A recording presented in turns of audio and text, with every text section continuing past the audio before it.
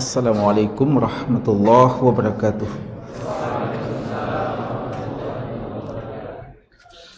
Innal hamdalillah nahmaduhu wa nasta'inuhu wa nastaghfiruh wa na'udzu billah min syururi anfusina wa sayyiati a'malina. May yahdihillahu fala mudhillalah wa may yudlil fala hadiyalah.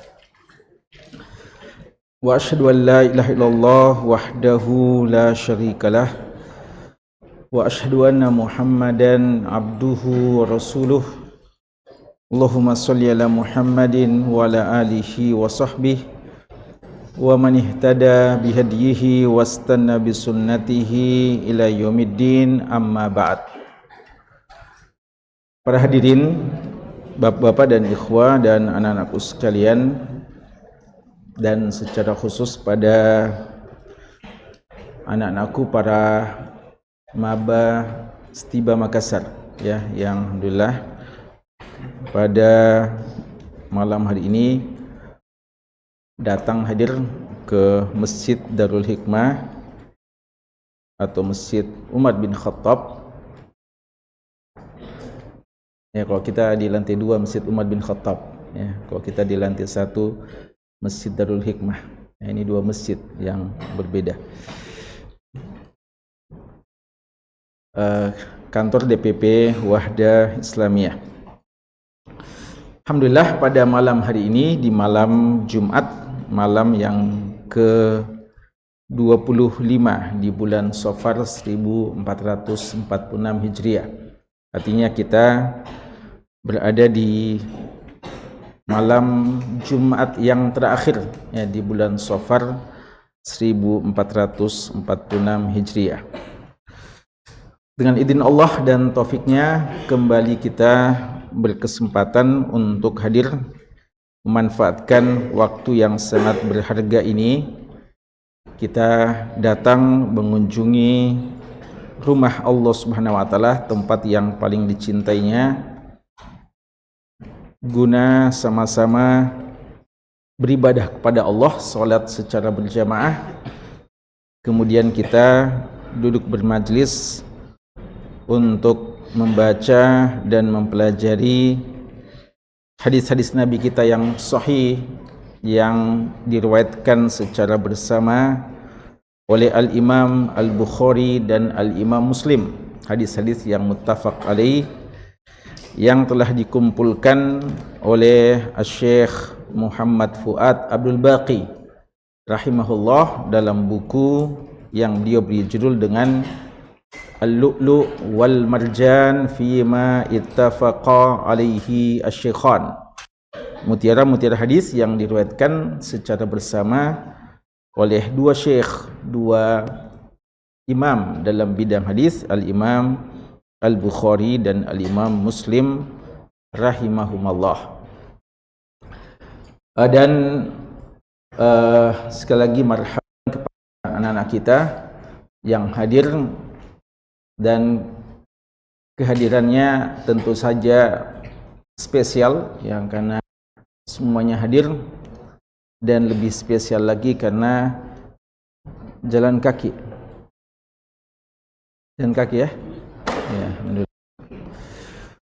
mudah-mudahan antum tidak termasuk yang menyebabkan kemacetan ya malam. Bukan ya? Sudah macet memang katanya ya. Jadi tadi waktu kami dapat breaking news ya, bahwa Panara macet total ya. Tadi Anda berpikir jangan-jangan ikhwas tiba yang memacetkan. Ya, ternyata kendaraan-kendaraan ya. Kendaraan-kendaraan yang macet, dan mungkin karena hari ini bertepatan dengan pendaftaran terakhir calon kepala daerah mungkin ya, dan di Antang sana ada kantor KPU ya untuk Kota Makassar mungkin ya. Jadi insyaallah antum justru yang memberkahi ya kemacetan tersebut ya, insyaallah. Jamaah sekalian, anak-anakku sekalian, mungkin sebagian bertanya-tanya, Ya. Apa maunya panitia OMB ini, ya? Apa maunya senior-senior kami menyuruh kami, mengarahkan kami untuk berjalan kaki?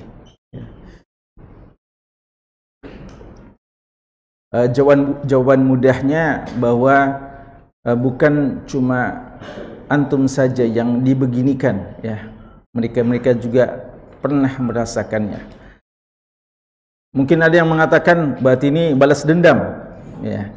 Dulu mereka disuruh oleh seniornya jalan kaki, maka mereka juga mau balas dendam. Sebagaimana layaknya orang-orang kalau ospek, ya. Kalau ospek di kampus-kampus umum biasanya antara satu panitia ke panitia berikutnya saling balas dendam. Bahkan kadang istilah mereka pembalasan lebih kejam, ya, dari perbuatan, ya. Jadi kalau mereka senior kami pernah mengginikan, maka insya Allah kita akan lebih lagi, ya, memperlakukan junior kita nanti, ya. Subhanallah, bukan membalas dendam kepada seniornya, ya, tapi kepada juniornya. Ini tidak begini, ya. Tapi apa yang dilakukan oleh kakak-kakak antum, panitia OMB, ini salah satu dari pengamalan la yu'minu ahadukum hatta yuhibba li akhihi ma yuhibbu li nafsihi. Tidak sempurna keimanan seseorang sampai dia mencintai bagi saudaranya apa yang dicintai untuk dirinya. Dalam salah satu lafaz minal khair, dari kebaikan. Artinya kalau mereka pernah mengalami pengalaman-pengalaman yang baik, mengamalkan sunnah-sunnah, mengamalkan amal-amal soleh, maka mereka merasa tidak tenang, tidak nyaman kalau cuma mereka sendiri yang merasakannya.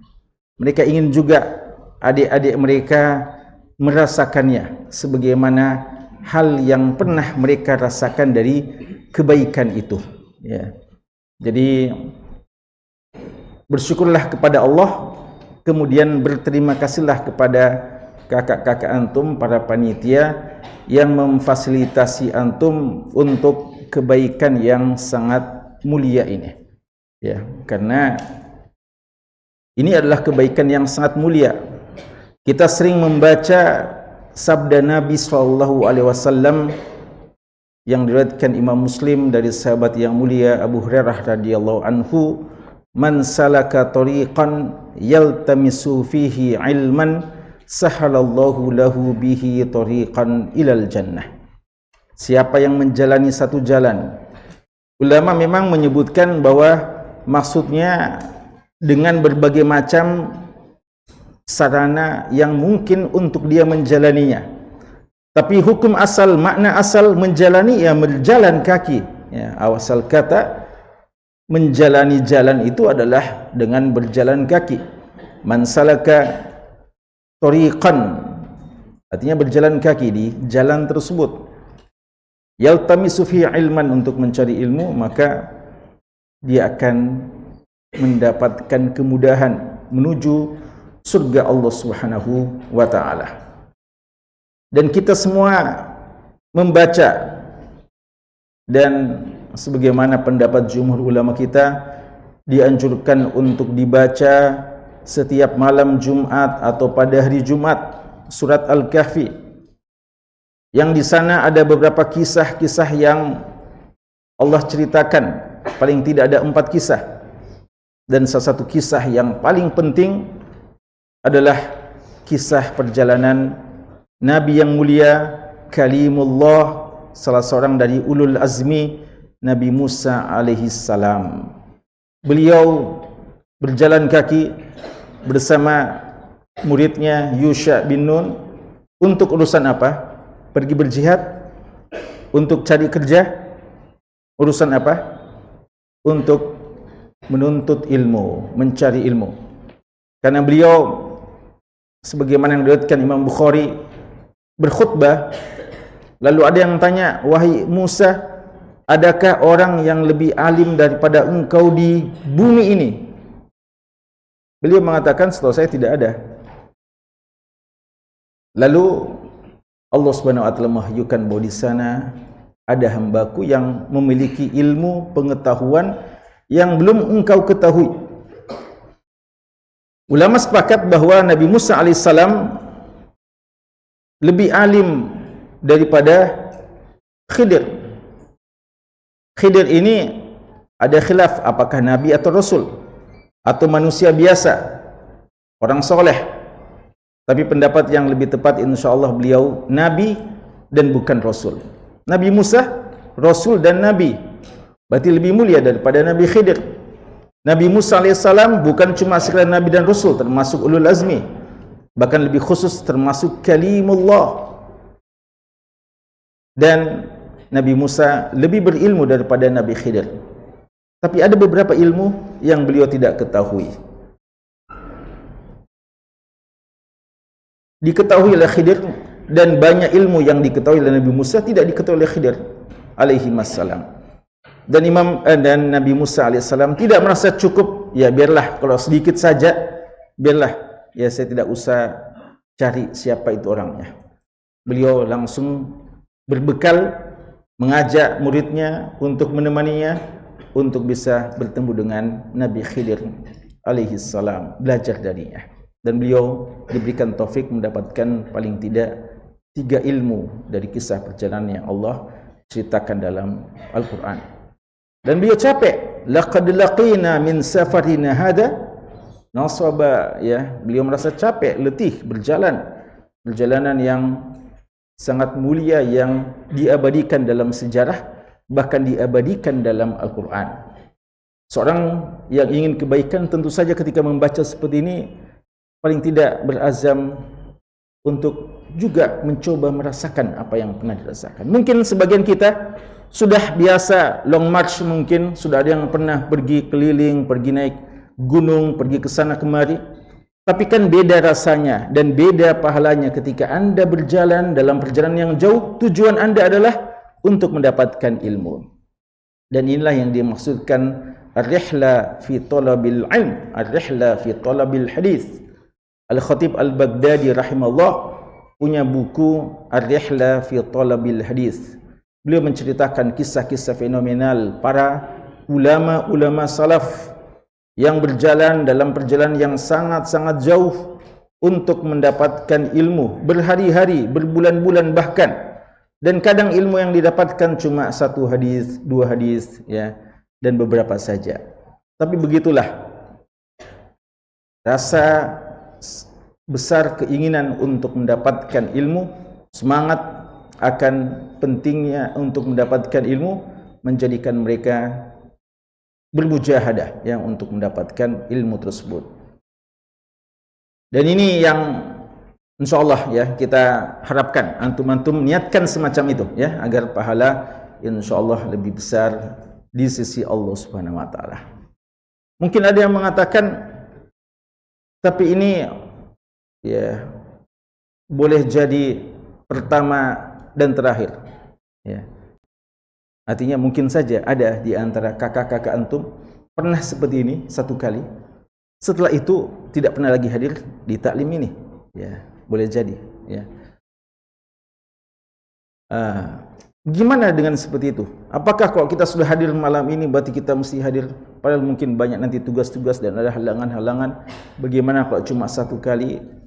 Maka ini mudah-mudahan berlaku apa yang pernah dikatakan oleh Imam Ahmad rahimahullah ta'ala, amalkan sunnah, amalkan kebajikan walaupun cuma 1 kali dalam kehidupan, ya. Imam Ahmad rahimahullah, beliau berpandangan bahwa mengambil upah dari bekam bukan sesuatu hal yang terpuji, ya. Tapi beliau membaca hadis dari Nabi SAW bahwa pernah Nabi kita SAW berbekam, lalu beliau membayar hajam tersebut. Maka beliau ingin amalkan walaupun 1 kali dalam kehidupannya, maka beliau berbekam dan membayarnya untuk mengamalkan 1 sunnah tersebut. Dan beliau mengatakan, amalkan sunnah walaupun mungkin cuma sekali antum mengamalkannya dalam kehidupan. Bukan berarti ya cukup sekali. Paling bagus kalau sunnah, amal-amal kebaikan bisa kita kontinukan. Namun jika tidak, paling tidak pernah kita rasakan indahnya sunnah itu, manisnya sunnah itu, besarnya pahala yang Allah berikan kepada kita. Jadi insyaallah ya, ini pengalaman yang berharga. Catat ya, dalam agenda kehidupan antum pernah jalan 50 kilo ya? Ya, 5 kilo saja mungkin ya, 3 kilo. 4 kilo. Ya, 4 kilo untuk mendatangi majlis ilmu, untuk mendapatkan 1-2 hadis Rasulullah sallallahu alaihi wasallam. Ya, sehingga antum bisa bayangkan kalau antum pernah membaca bagaimana Sya'bi, bagaimana Sa'id bin Musayyib, bagaimana Imam Bukhari, bagaimana Jabir bin Abdullah dan sahabat-sahabat yang lain dan ulama-ulama salaf yang lain menceritakan bagaimana perjalanan rihlah mereka dalam menuntut ilmu, menuntut hadis, mencari hadis, maka paling tidak kita mengatakan saya pernah merasakan sepersekian dari apa yang pernah mereka lakukan. Catat, syukuri kepada Allah, dan ini bisa menjadi kenangan-kenangan baik bagi cucu-cucu antum ke depan. Ya, sudah hampir ada cucunya. Ya, anak antum ke depan, anak dan cucu antum. Pembahasan kita dalam kitab ini adalah pembahasan kitab tentang haji ya. Jadi alhamdulillah taklim kita di malam Jumat ini di tempat ini, kitab Al-Lu'lu' wal Marjan, kita telah mulai sejak tahun 2011 ya. 2011. Sekarang 2024. Berarti sudah 13 tahun ya. Berarti antum sudah lahir ya, insyaallah. Umurnya antum berapa ini sekarang? 20-an ya? 18? 19, Masya Allah. Iya. Kita sudah mulai sejak 13 tahun dan pembahasan kita sudah sampai ke kitab tentang haji. Dan nomor hadisnya kita sudah sampai pada nomor hadis yang ke 841 ya, 841.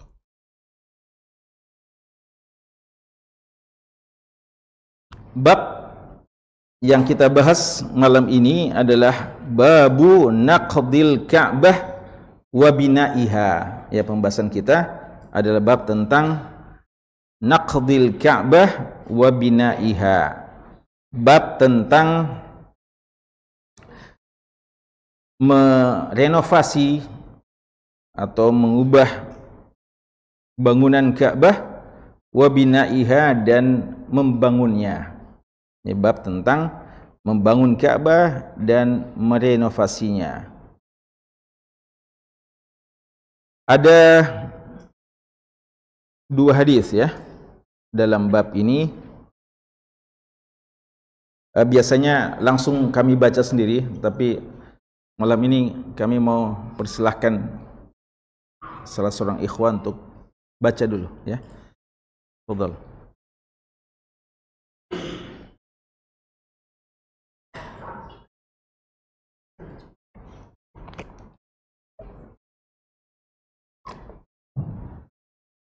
Bismillah, alhamdulillah, wassalatu wassalamu ala rasulillah, amma ba'd. Allahumma ighfir lil mu'allif wal ustadz wal hadirin jami'an. Qala al-mu'allif rahimahullah, babu naqdil Ka'bah wa bina'iha. Hadits Aisyah radhiyallahu ta'ala anha qalat qala li Rasulullah sallallahu alaihi wasallam laula hadatsatu qaumiki bil kufr لنقضت البيت ثم لبنيته على أساس إبراهيم عليه السلام فإن قريشا استكثرت بناءه وجعلت له خلفا. والحديث الذي بعده حديث عائشة رضي الله تعالى عنها زوج النبي صلى الله عليه وسلم أن رسول الله صلى الله عليه وسلم قال لها ألم تر أن قومك لما بنوا الكعبة اقتصروا عن قواعد إبراهيم فقلت يا رسول الله ألا تردها على قواعد إبراهيم قال لولا حديثنا لولا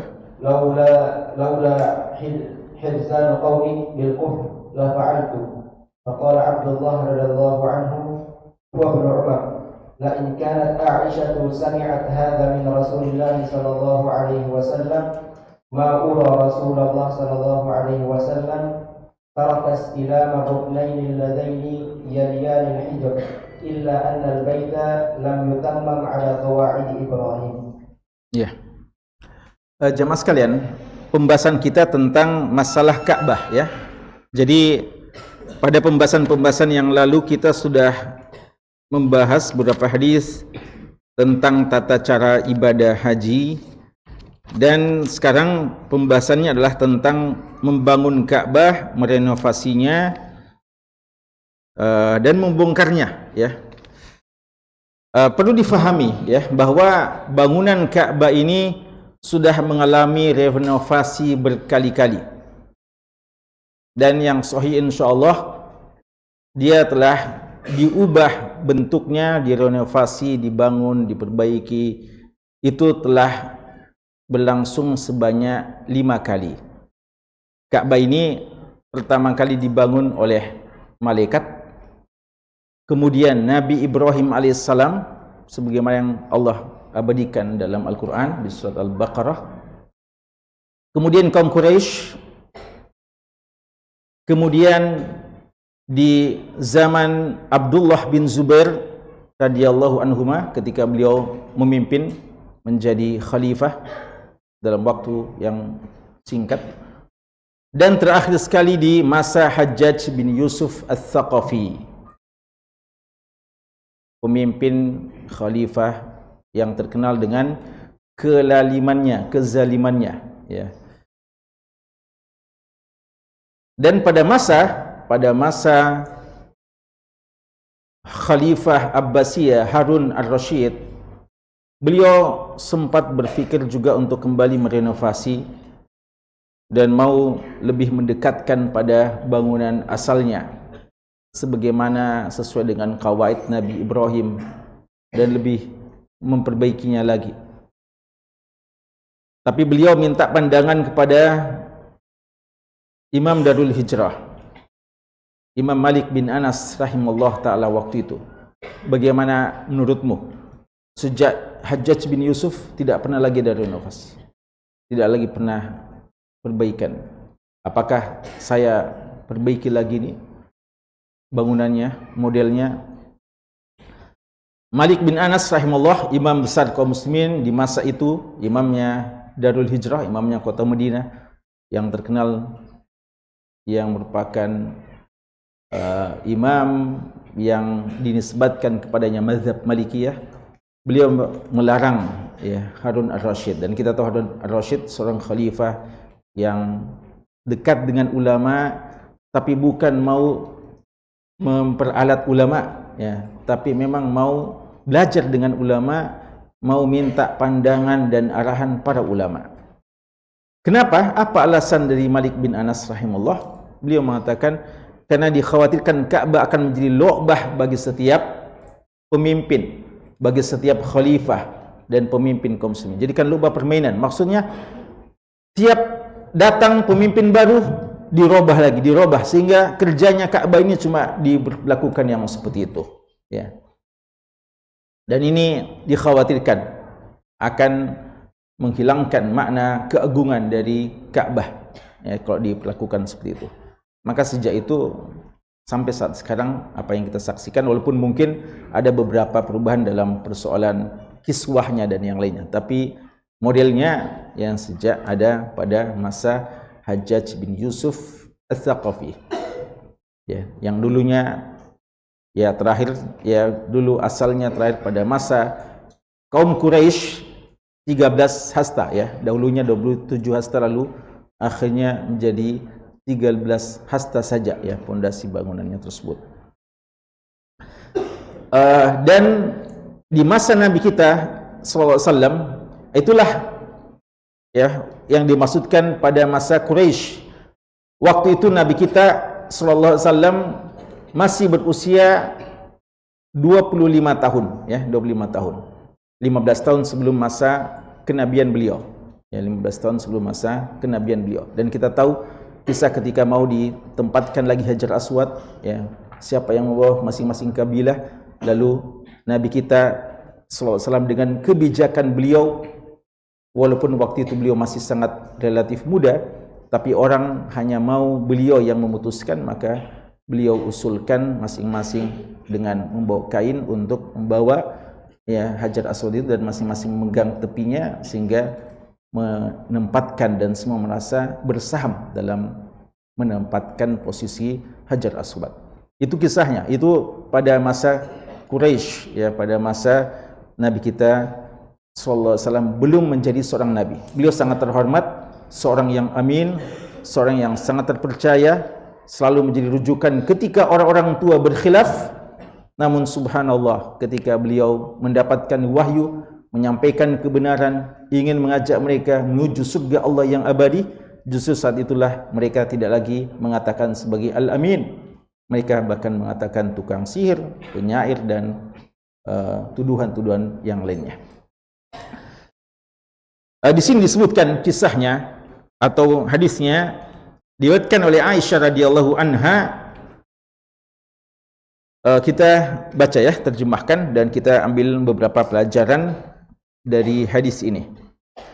Hadis yang pertama, hadis yang ke-841, hadis Aisyah radhiyallahu anha, beliau mengatakan, qala li Rasulullah sallallahu alaihi wasallam, Rasulullah sallallahu alaihi wasallam bersabda kepadaku, laula hadasatu qaumiki bil kufri, seandainya kaummu, artinya kaum Quraisy, itu tidak baru saja berpindah dari kekufuran kepada keimanan, artinya baru masuk Islam, ya, baru berpindah dari kekufuran menuju keimanan. Itu dinamakan hadisu ahdin bil kufr, ya, hadisu ahdin bil kufr, baru saja berada pada masa-masa kekufuran. Bisa juga hadisu ahdin bil Islam, yaitu baru saja berpindah kepada Islam. Itu kadang, ya, dikatakan fulan, ya, kalau ada orang baru masuk Islam, kita katakan dia hadisu ahdin bil Islam, baru saja. Hadis artinya apa? Baru, ya, baru saja memasuki masa keislaman. Tapi di sisi yang lain bisa juga disebutkan kebalikannya, hadisu ahdin bil kufr, artinya baru saja berpindah dari kekufuran menuju keimanan, ya. Jadi seandainya seandainya kaummu, hai Aisyah, bukan baru saja berpindah dari kekufuran menuju kepada keimanan, la naqattul baita, maka tentu saya akan merubah, menghancurkan, memperbaiki, mengubah bentuk Ka'bah ini. Summa labainaituhu, kemudian saya akan membangunnya ala asasi Ibrahim alaihissalam, sesuai dengan asas pondasi model bangunan yang pernah dibuat oleh Nabi Ibrahim alaihissalam. Fa inna Quraisyan, karena Quraisy itu, kaum Quraisy, orang di Makkah, ya, yang mendapatkan amanah mengurus Ka'bah, istaqsarat bina'ahu, mereka tidak menyempurnakan pembangunannya, wa ja'alat lahu khalfa, dan menjadikan baginya ada bagian belakang yang lowong, ya, pintu, ya, bagian belakangnya. Hadis yang keduanya, hadis Aisyah radhiyallahu anha, masih hadis yang sama, istri Nabi sallallahu alaihi wasallam, beliau mengatakan, anna Rasulullah sallallahu alaihi wasallam qala laha, Rasulullah sallallahu alaihi wasallam bersabda kepadanya, alam tarai anna qaumaki, bukankah engkau wahai Aisyah melihat kaummu, lamma banaul Ka'bah, ketika mereka membangun Ka'bah, iqtasaru an qawaidi Ibrahim, mereka iqtasaru artinya tidak menyempurnakan sebagaimana yang pernah ada pada qawaid Ibrahim. Kenapa sempat berubah Ka'bah ini? Karena Ka'bah ini paling tidak berubah sejak dibangun oleh Ibrahim alaihissalam karena dua hal. Banjir besar yang menghanyutkan sebagian bangunannya, dan juga pernah terjadi kebakaran, ya, pernah terjadi kebakaran yang membakar sebagian dari bangunannya. Maka kata Nabi kita SAW, waktu Quraisy membangun baru, mereka kekurangan nafkah, kekurangan biaya sehingga tidak bisa menyempurnakan, mengembalikan sebagaimana pada masa Ibrahim alaihissalam. Faqultu ya Rasulullah, maka saya berkata, wahai Rasulullah, ala tarudduha ala qawaidi Ibrahim, bagaimana menurutmu kalau engkau mengembalikan saja pada kawaid yang pernah dibangun oleh Nabi Ibrahim alaihissalam? Qal, beliau bersabda, laula hidsanu, ya, hadasah dan hidsan, ya, baru, ya, hudatsa, baru saja, kaummu bil kufr la fa'altu, tentu saya akan lakukan. Abdullah bin Umar radhiyallahu anhu mengomentari riwayat ini, beliau mengatakan, la in kanat Aisyah sami'at hadza min Rasulillah sallallahu alaihi wasallam, Aisyah radhiyallahu anha mendengarkan ini dari Nabi sallallahu alaihi wasallam, ma ura Rasulullah sallallahu alaihi wasallam taraka istilama ruknain, saya memandang, saya menduga, ya, ura itu beda dengan ara. Kalau ara saya yakin, saya melihat. Kalau ura saya menduga, ya. Saya menduga Rasulullah SAW tidak istilam, tidak memegang ruknain allazini yaliyanil hajar, allazini yaliyanil hajar, yang ada rukun yang setelah hijar, ya. Tidak istilam artinya tidak menyentuh, ya. Jadi kan yang disentuh dalam Ka'bah apa? Dua rukun saja, ya, rukun Yamani dan rukun Hajar Aswad. Dua itu tidak. Kenapa? Illa annal baita lam yutammam ala qawaid Ibrahim, karena bangunan Ka'bah belum disempurnakan sebagaimana yang pernah ada pada qawaid dari Nabi Ibrahim alaihissalam. Ya. Ada beberapa pelajaran kesimpulan dari hadis kita ini, ya.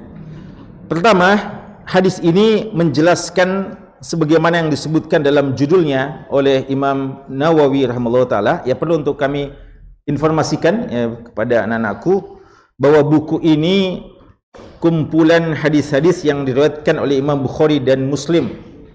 Penulisnya Syekh Muhammad Fuad Abdul Baqi, salah seorang penggiat ilmu hadis di abad ini dan juga sudah wafat. Beliau cari hadis yang ada dalam Bukhari dan juga dalam Muslim, walaupun kadang lafadznya berbeda, beliau kumpulkan dalam satu buku, ya, dalam satu buku. Karena kalau hadis Bukhari saja itu sudah sangat sahih, sudah sahih. Kalau hadis Muslim saya sudah sahih, dan lebih sahih lagi kalau diriwayatkan secara bersama oleh Bukhari dan Muslim. Lalu apa manhaj beliau ketika memasukkan dalam satu buku ini?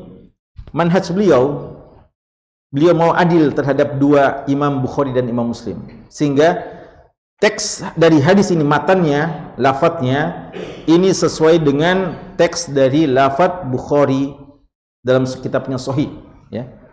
Kan kalau antum lihat hadis innamal a'malu binniyat, siapa yang riwayatkan? Bukhari dan Muslim.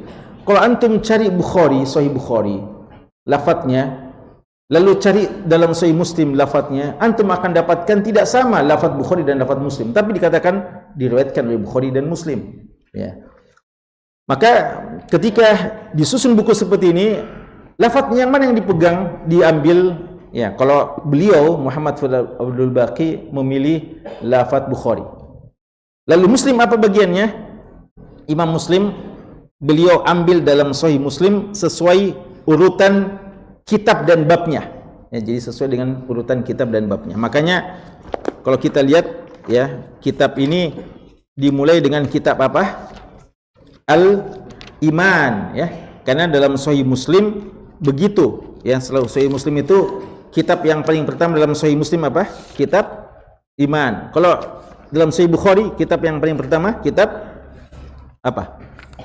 Kalau Sahih Bukhari kitab Iman, kitab Bad'il Wahyi, kitab permulaan wahyu.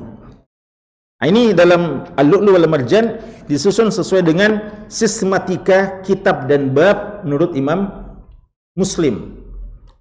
Lalu judul-judul babnya juga diambil dari Sahih Muslim. Tapi Imam Muslim tidak berikan judul untuk bab-bab hadisnya.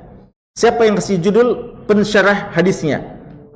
Banyak yang mensyarah hadis dalam Sahih Muslim, masing-masing memberikan judul menurut ijtihadnya, tapi syarah yang paling direkomendasikan termasuk yang paling awal-awal, bukan sebenarnya yang paling lengkap, tapi termasuk yang paling direkomendasikan adalah syarah dari Imam Nawawi. Itulah judul-judul babnya. Jadi kalau kita bilang bab, maka kita boleh mengatakan berkata Imam Nawawi, karena ini judul dari Imam Nawawi rahimahullah.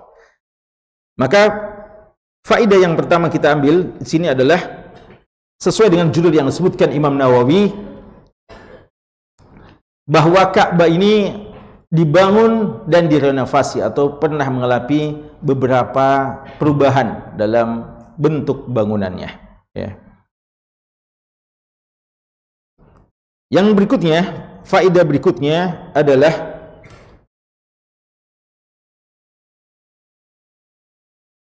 tarku ba'dil ikhtiyar makhafatal fitnah, yaitu kadang kita meninggalkan sesuatu yang sebenarnya lebih ideal, lebih afdal, tapi untuk mengkhawatir akan muncul fitnah, ya.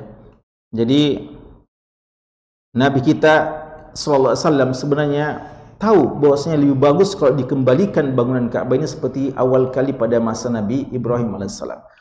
Cuma dikhawatirkan mereka-mereka yang baru masuk Islam ini mengatakan, apa-apaan ini? Kenapa Ka'bah dibeginikan? Ya, waktu sudah Ka'bah sesuai, ya, orang-orang yang lihat Ka'bah dan tidak tahu sejarahnya dengan bagus, ya, mengatakan kenapa lagi dibongkar, kenapa lagi dibongkar, sehingga akan menimbulkan fitnah, ya, di antara mereka.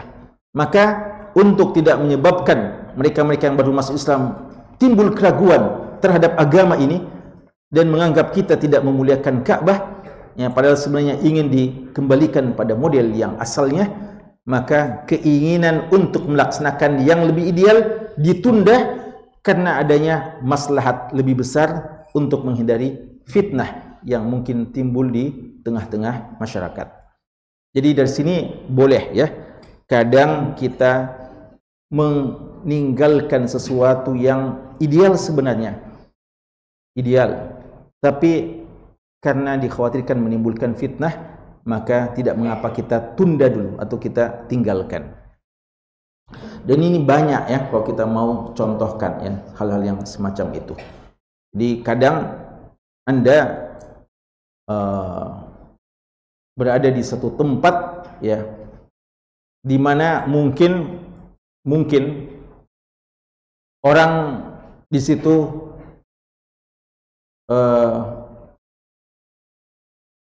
mereka kalau sholat mereka menjaharkan basmalah dan tidak menerima sama sekali yang mensirkan basmalah. Padahal kita tahu bahwa kedua-duanya ada sunnahnya, ya, pernah dilakukan minimal oleh para sahabat atau sebagian sahabat. Walaupun bagi kita berdasarkan riwayat yang lebih banyak, ya, bahwa mensirkan itu insyaallah yang lebih kuat. Namun kalau kita berada di tempat yang tidak menerima seperti itu dan menganggap, apalagi kalau menganggap tidak sah solat, ya, mungkin kalau antum sirkan dia akan ulangi lagi solatnya, maka ketika antum disuruh untuk menjadi imam, tidak mengapa, ya. Karena ini persoalan afdol dan tidak afdol saja, ya, persoalan afdol dan tidak afdol. Beda kalau umpamanya masalah wajib atau wajib dan haram, ya. Sehingga ketika itu tidak boleh antum meninggalkan kewajiban hanya karena ocehan, celotehan dan penilaian manusia. Tapi kalau persoalan afdol dan tidak afdol, kadang kita tanda kutip mengalah untuk maslahat yang lebih besar, ya. Hadis ini juga menjelaskan kepada kita bahwa yu'khadhu minhu hirsun Nabi sallallahu alaihi wasallam ala ta'lifil qulub. Hadis ini juga menjelaskan kepada kita bagaimana hirs, semangat yang besar, antusias, keinginan yang sangat besar bagi Nabi sallallahu alaihi wasallam untuk ta'liful qulub, menyatukan hati-hati dari kaumnya, dari manusia, dari umat Islam dan kaumnya secara umum. Namun sungguh sangat menyedihkan, ya, maksud yang baik beliau kadang ditanggapi dan dinilai dengan pandangan yang negatif, ya. Padahal beliau sebagaimana kata Allah, harisun alaikum bil mu'minina raufur rahim. Nabi kita itu seorang yang haris alaikum, sangat besar keinginannya untuk kebaikan bagi kalian, sangat penyantun lagi sangat penyayang. Beliau sangat sayang kepada kaumnya, sangat sayang kepada umatnya, sangat sayang kepada kaum Quraisy. Maka beliau mendakwahkan agama ini, tapi ditanggapi dengan tanggapan yang negatif, ya.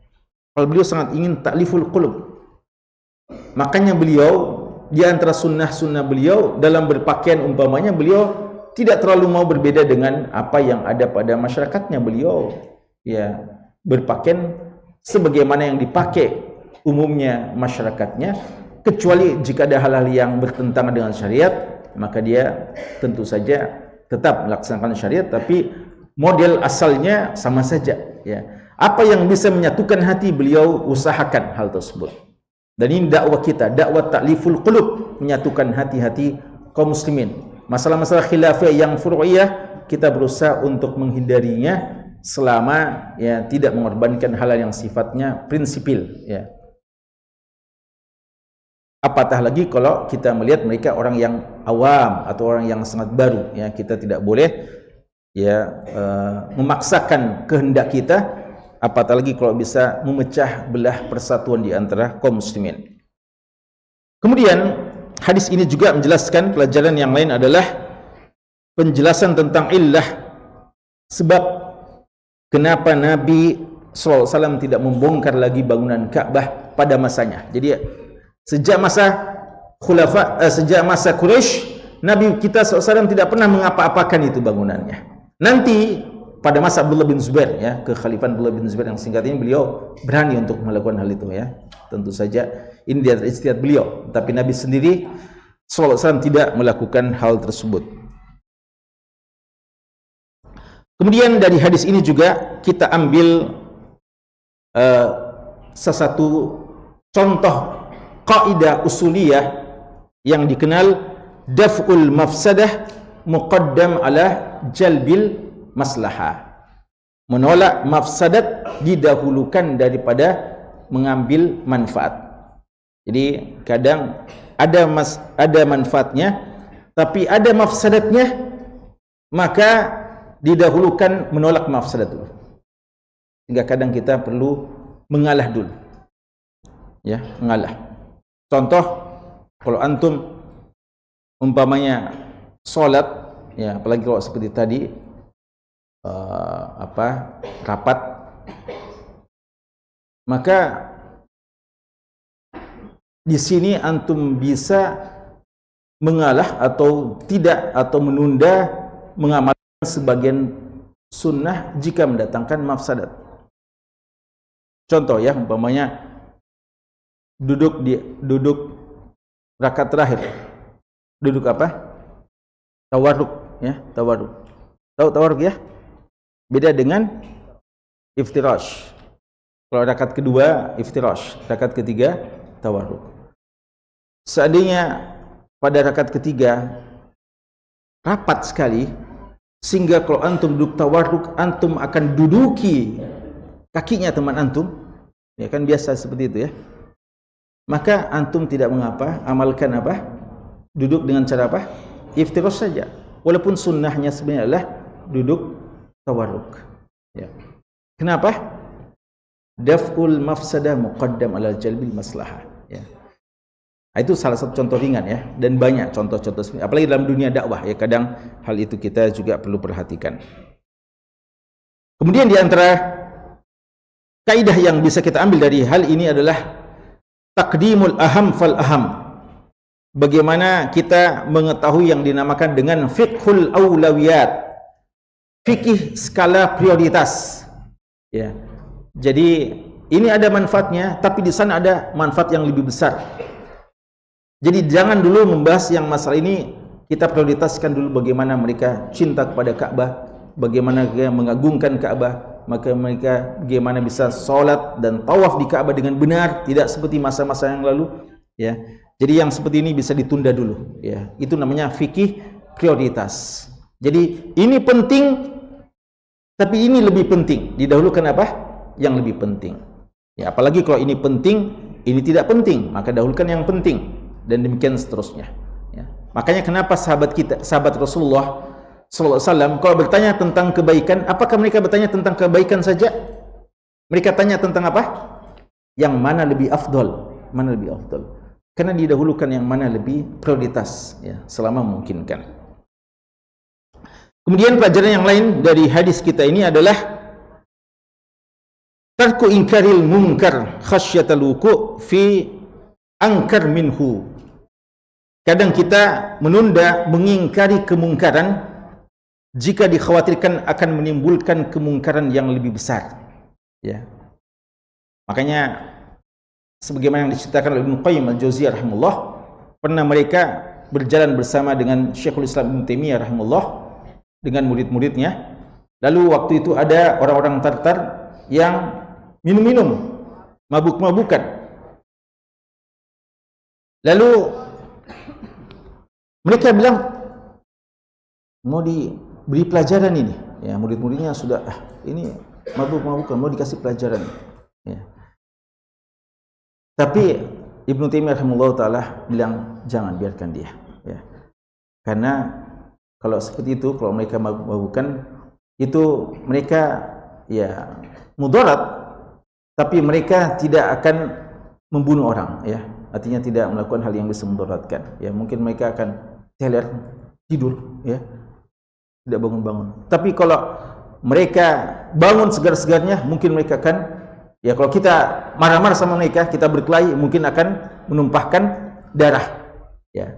Jadi minuman keras, khamar haram. Tapi menumpahkan darah lebih haram lagi. Ya, maka mengingkari, jangan sampai kita mengingkari sesuatu yang bisa menimbulkan kemungkaran yang lebih besar. Ya, karenanya kaidahnya jika saja merubah kemungkaran. Kapan bisa merubah kemungkaran? Jika merubah kemungkaran menjadikan kemungkaran itu hilang sama sekali, maka ubah kemungkaran itu. Jika kemungkaran itu kita ubah, tapi tidak bisa menghilangkan semua kemungkaran, tapi kita bisa meminimalisir kemungkaran, maka silahkan ubah kemungkaran itu. Biar tidak hilang semuanya, tapi bisa lebih minim. Tapi jika saja kita ubah kemungkaran itu hilang, tapi menimbulkan kemungkaran yang sama kadarnya, maka ya, atau yang sebelumnya kita merubah kemungkaran dan bisa menimbulkan kemungkaran yang lebih besar, maka merubah kemungkaran haram, tidak boleh. Ya, karena ini kita datang merubah kemungkaran, mendatangkan kemungkaran yang lebih besar. Lalu jika saja kita merubah kemungkaran itu, lalu hilang kemungkaran itu, tapi muncul kemungkaran yang lain dan kadarnya sama dengan kemungkaran yang kita sudah ubah, maka ini mahallul ijtihad, kata ulama kita. Ya, ini ijtihad, apakah kita perlu atau tidak. Ya. Karena jangan-jangan ya bikin capek-capek saja kita ubah kemungkaran, tapi muncul juga kemungkaran memang lain tapi kadarnya sama dengan itu. Nah, ini kaidah taghyirul munkar yang dijelaskan oleh para ulama kita. Kemudian sebelum terakhir, bahwa waliul amr, para pemimpin, pemerintah dan pemimpin kadang meninggalkan sesuatu yang mungkin dianggap sebagai hal yang bagus, kebijakan, tapi ketika melihat akan bisa mendatangkan kekacauan pada rakyatnya, maka dia hentikan itu atau dia urungkan niatnya. Ya, jadi ini menuntut, ya, siapa? Rasulullah, waliul amr, pemimpin waktu itu.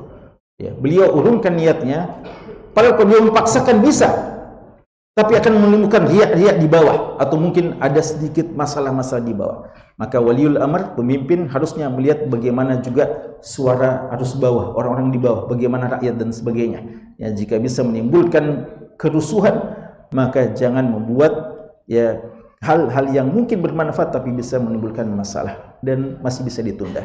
Apalagi kalau menetapkan peraturan yang memang salah, keliru, yang bertentangan dengan syariat, atau menetapkan kebijakan yang tidak bijak umpamanya. Nah, itu harus memperhatikan bagaimana pandangan rakyat dan hal yang kemungkinan terjadi di kalangan orang bawah. Kemudian sebelum terakhir, Hadis ini juga menjelaskan kepada kita bahwa seseorang hendaknya juga bisa berbagi dengan keluarganya, istrinya. Seorang pemimpin, seorang alim, jangan meninggalkan istrinya walaupun dia wanita untuk menyampaikan masalah-masalah besar dalam umat ini. Karena boleh jadi ya mereka bisa menjadi juru bicara kita ya untuk kaum wanita dan yang lainnya, dan bisa memberikan penerangan seluruhnya. Bayangkan Aisyah radhiyallahu anha, seorang yang ketika Nabi kita sallallahu alaihi wasallam telah wafat, beliau baru berusia 18 tahun. Lalu siapa penyampai lisan bagi para sahabat? Beliau hidup sampai tahun 57 Hijriah ya kalau saya ingat. Beliau yang menyampaikan beberapa sunnah-sunnah Rasulullah yang tidak diketahui oleh siapa sahabat-sahabat yang lain kecuali oleh Aisyah. Maka ya seandainya Rasulullah tidak berbagi dengan Aisyah, mungkin luput ya pada kita beberapa hadis-hadis yang sangat penting. Dan kita tahu juga pada kisah Hudaybiyah, beliau bisa mendapatkan manfaat, usulan saran yang sangat berharga dari siapa? Ummu Salamah radhiyallahu anha, ketika beliau menyuruh sahabatnya untuk cukur tahallul, tapi sahabatnya tidak mau ya atau belum bergerak. Lalu Ummu Salamah ketika Rasulullah masuk ke kemah dan mengatakan, ini kenapa ini kaumku ya, kenapa umatku tidak mau mendengarkan? Lalu Ummu Salamah bilang, bagaimana kalau antum ya, gimana kalau kamu yang contohkan dulu ya. Maka ketika Rasulullah sudah mencukur rambutnya, maka para sahabat berlomba-lomba ya mencukur rambutnya. Usulan yang sangat berharga dari seorang istri, Ummu Salamah radhiyallahu anha. Makanya laki-laki, sang suami jangan kikir ya dengan istri, dengan bagi-bagi ilmu, bagi-bagi masalah kadang ya, dan boleh jadi ada usulan-usulan yang brilian datang dari istri kita ya, membantu kita dalam memimpin umat.